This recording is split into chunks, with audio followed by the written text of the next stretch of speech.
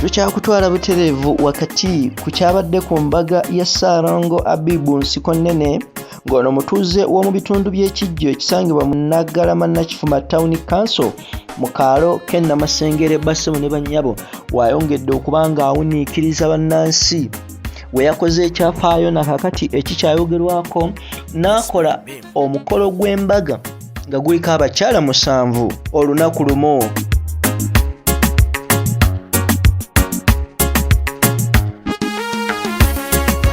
Bassebo ne bannyabo ekintu ekikyayongedde okubanga kiri ku mimwa gy'abangi.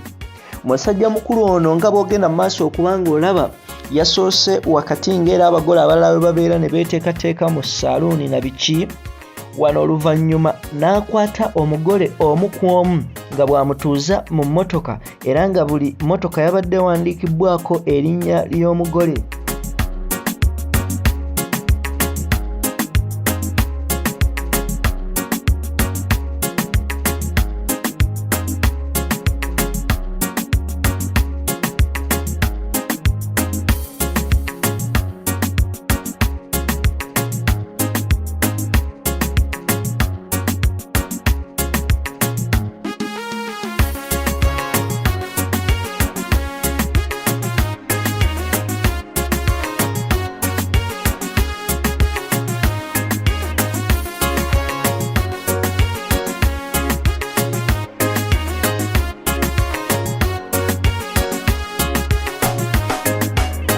Batyo bonna we baaweddewo olumu ne yeegattibwako mikwano gye ne bayisa ebivvulu mu bitundu eby'enjawulo okuli Nakanyonyi, okuli Kalagi.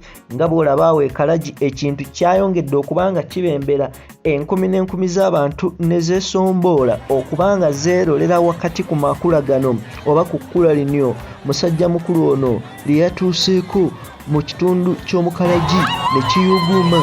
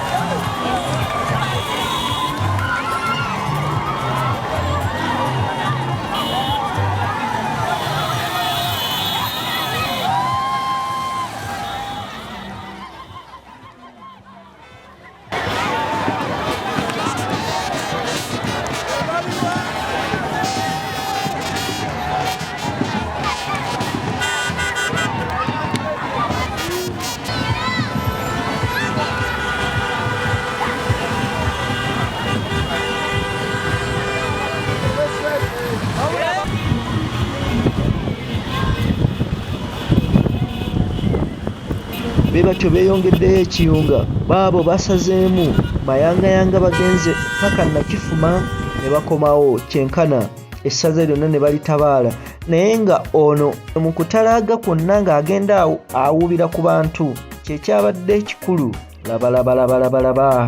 Laba okusanyuka. Ono yabadde awerekeddwako oluseregende lw'emmotoka kw'ossa n'ababooda mu ngeri ey'okujjanjabasanga we bakuba obugombe we banyeenya emiti. Kyabadde ky'amaanyi nnyo nga bw'ogenda mu maaso okubanga olaba ensonga.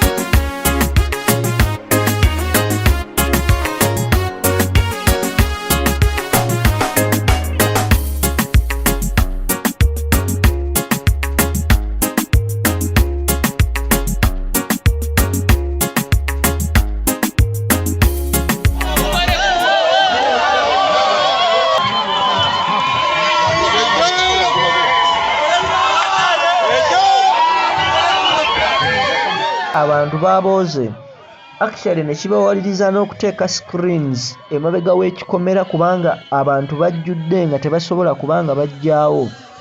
Era abatuuze n'abantu abalala abasinga omukolo baagulabidde ku ntimbe oba z'osobola okuyita screen ezabadde ziteekebbwa ebweru w'amaka. Bassebo ne bannyabo guno omukolo gwa byafaayo. Laba ssente. Ono musajja mukulu kinajjukirwa amaze sabbiiti namba nga agenda ayanjula abakyala bano, buli omu nga agenda amuyanjula mu maka gy'azaalwa.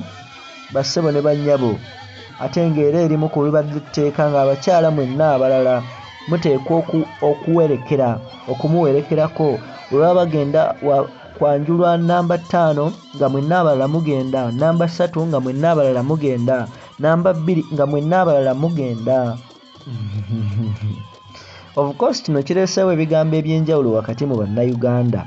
Naddala bakyala baffe, omusajja ayendamu katono, n'owulira oluyogaano, n'owulira ebbuba.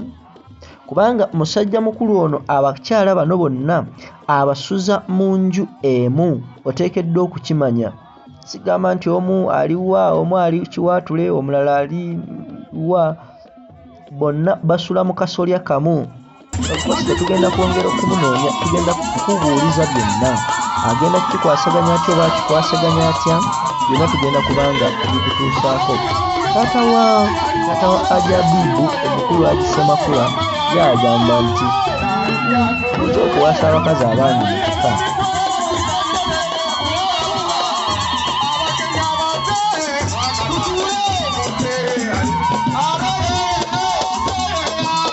Wabula kitaawe yamugambye, mwanange togezanga ne weesimbawo mu byobufuzi. Bambega bonna abali wano njagala munfune. Mwanange twegattanga mu byabufuzi. Omufuzi omu yagamba nti omuganda omulungi ng'afudde. Awo byobufuzi nalinnya akadaala nnyo natuuka ku budepo y'ekkomboola.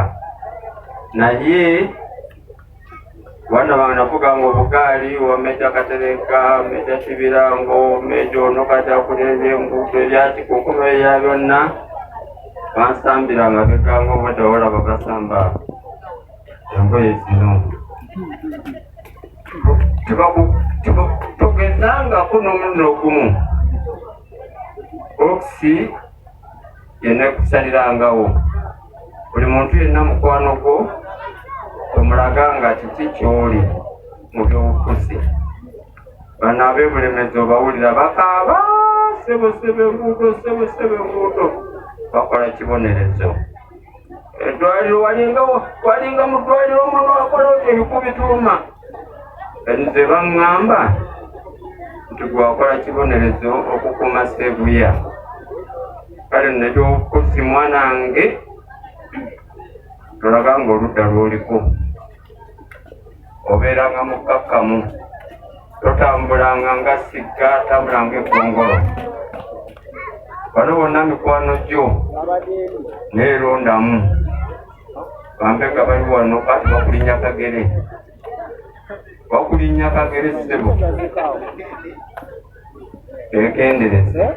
Wedda buli mukyala agezaako okuliisa ku bbaawe nga buli omu awaayo obubaka obusinga okubanga bwa njawulo eri omwami mu ngeri y'okujanjawaza n'okumusuuta. Kino ekyabadde ku mukolo kika. Kino kikabuka.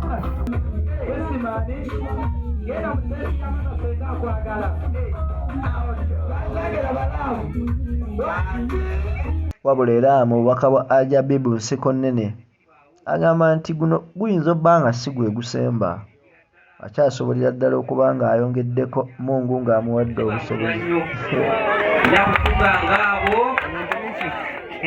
Emirembe. Amiina. Naye nga kigambye nti yeefundikira.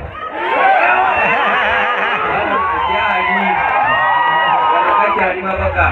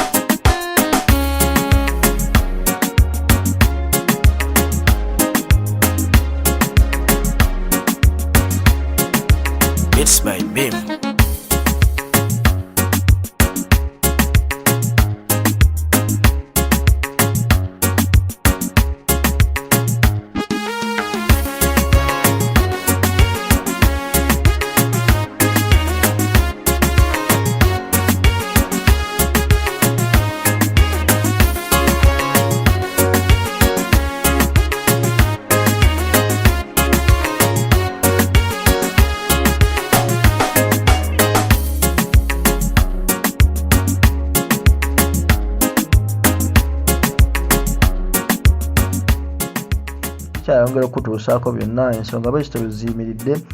Subscribe nga sharing nga commenting ogenda ku mitimbagano gyaffe gyonna oyongera okuba nga otugoberera. Yenze Ssemaganda Moses Soap ku lwa Kampala Media TV nga nkoze ne munnange Deus Soft ku kamera. Mwebale nnyo mwebakire ddala.